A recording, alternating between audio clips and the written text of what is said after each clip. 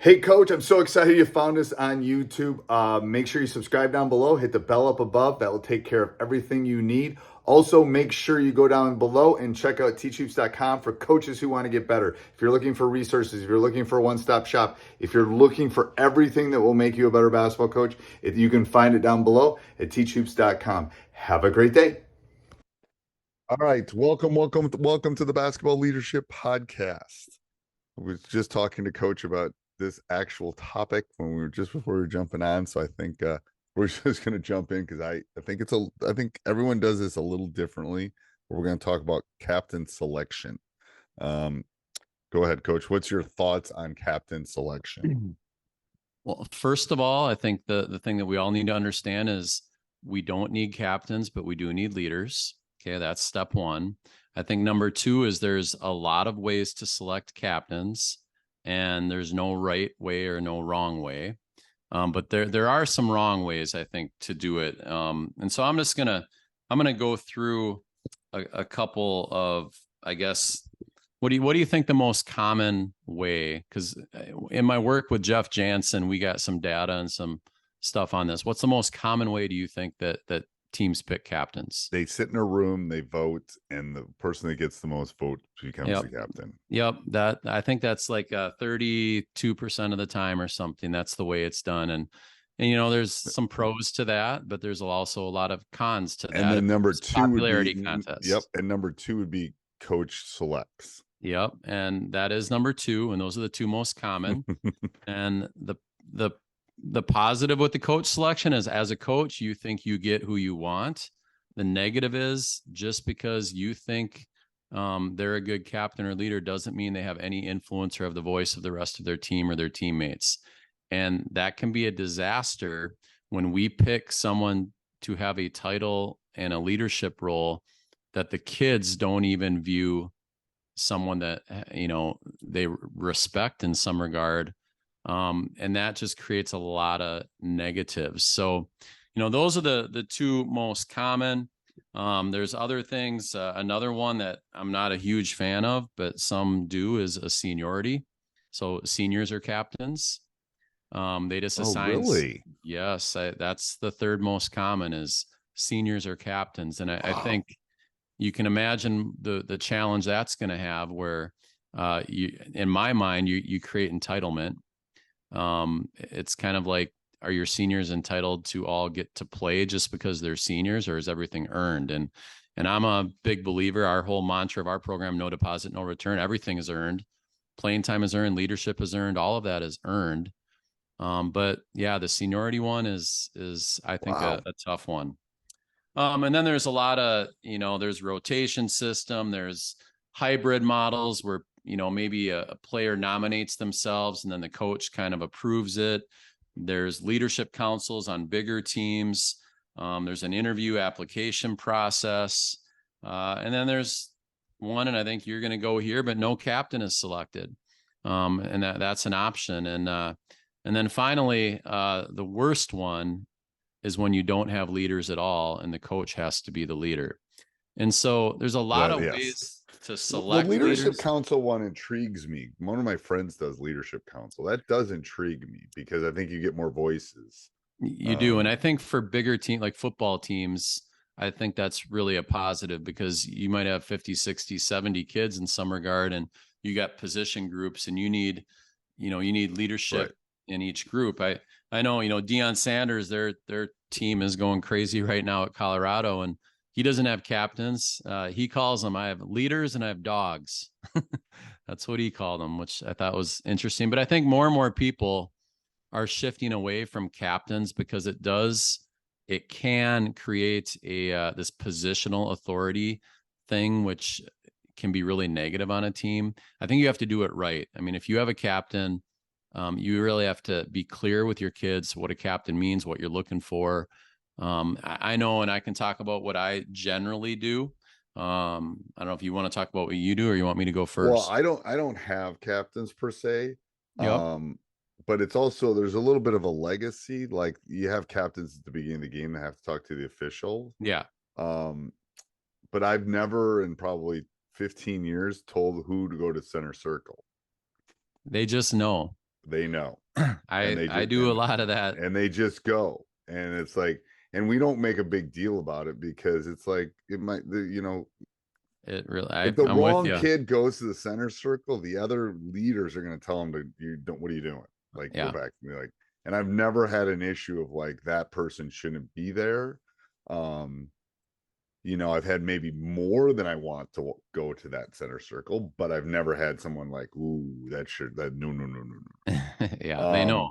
And they know, and I like it. I like that in the sense that there's some ownership, and I want them to have ownership in it. But you know, we talk about leaders, and as coaches, we're talking to specific kids about specific things. But the whole captain thing is either for grandma or your college resume, I think, half the time. And I tell them that. I mean, I'm pretty blunt about it. It's like, Yeah. that doesn't make you the leader.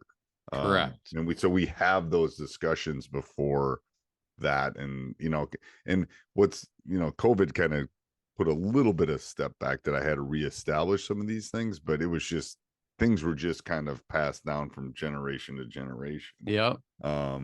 Which is a huge cultural thing that I think as coaches we can do a good job on too. But yeah, and I think, you know, what's really important for coaches, if you are going to select captains, and number one, I do it different every year. I look at my team. There are years I don't have captains, much like what you do. There's years where, but we talk about leadership all the time. We talk about leaders. We talk about collective leadership. We talk about the different types of leaders, which we've done. So, I mean, we talk about leadership. Now, captains are those, yeah, the people that go to the center circle and maybe have the connection with the officials at the beginning. But what I do at the beginning of the year is we have a 3-4 page document called a self-perception survey that I give my kids. And I do this for role definition. I do this for leadership development. And so kids, I'm guiding them through what I want in a leader, what I'm looking for in a leader. Who are the 3 toughest kids on our team? Who are the 3 most positive kids on our team? Who are the kids that you want with the ball in their hand at the end of a game? You know, just I guide them through these questions. And then at the end of that guiding, I ask them, based on everything that we just talked about, that is the makeup of a leader, if you had to pick 2 kids that are the 2 best leaders on our team, who would they be? And then they do that. And then I look at this and then I make a decision what I want to do with leadership after that. Because if I have 5-6 different kids that are all out there, I may not have captains. I may, you know, and we're at this long enough. I kind of know, I know who I want our leaders. I want our tone setters to match our captains. That's really my ultimate goal. The other thing I do with that is a little bit of a side note, but since we're talking about this self-perception handout, and this is probably a whole nother podcast, but we're in the preseason. I have the kids, okay? I say, if we had a game tomorrow, okay, who's going to be our top 5? And who are going to be our first 3 kids off the bench? And who's going to be our second tier off the bench? And I want you to list these out, including yourself in this list. Okay, so every kid confidentially makes a list of role definition. You do this preseason? Yep. And we do this, we do this postseason too, because and we do it for an entire program. So you know, we don't tend to put the freshmen in, but sophomores through seniors, we do the exact same thing, because at postseason I want to have the discussion, and then I love that doing the preseason part too, because it's really about discussions. Like if you think you're number 2 and you're really number 12. Yep. Then we got to have that. I love that perception thing. I have it. And then, we're both math nerds. So I take that and I put it on a spreadsheet and I average it out, and I take max and min, everything. And I'm looking at the difference between what they rate themselves, where they think they're at, where the team is, and then where I think they're at. And I know before the season starts, because then I have my individual player meetings as we're starting the season, if I have to have a discussion with a kid because their role may not be what they thought, right? And I always preface it, things change, roles change, but this is right now. If we had a game tomorrow, where would we be? And then where do you want to be? Where can you be? What are your goals? So when do you do that in the preseason? When do you do that in the preseason? I do it at our preseason meeting, which is when we get together before the first practice, usually the Thursday before the first practice.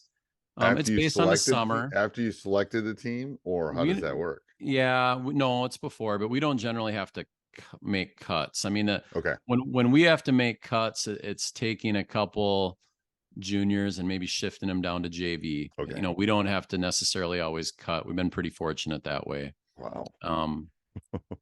Yeah, it's kind of yeah, that's nice, because I probably cut more kids than you have in your team, probably. Yeah. No, they kind of sort themselves out through through their development, and we're a smaller school, so I think that helps as well. Yeah, I love that. I love that though, because it does give that perception. I like that. All right. Any other things on captain selection or thoughts on captains? No, I think just in summary, you need leaders. You don't need captains. There's a lot of ways to select a captain if you choose so, but you need to be purposeful, and you really need to communicate with the kids what you look for in a leader. And I wouldn't even use the word captain, in a leader, and how that fits with your goals for your team. And I think that's the biggest message for coaches. I think the name needs to change. Maybe that's the push we got to have. I mean, is it hockey that has the C on it? Like, I know change hockey. It to an L. Yeah, something like leader. It should be leader rather than captain. I know. Maybe that will be our big push. All right. Till next week, Coach. Hey, Coach. So glad you enjoyed the video. Subscribe and like before you leave. And also go over and check out teachhoops.com for coaches who want to get better. It's got everything and a roadmap for you to become a better basketball coach. So go over and check it out. And let's head back to the next video, wherever that would be.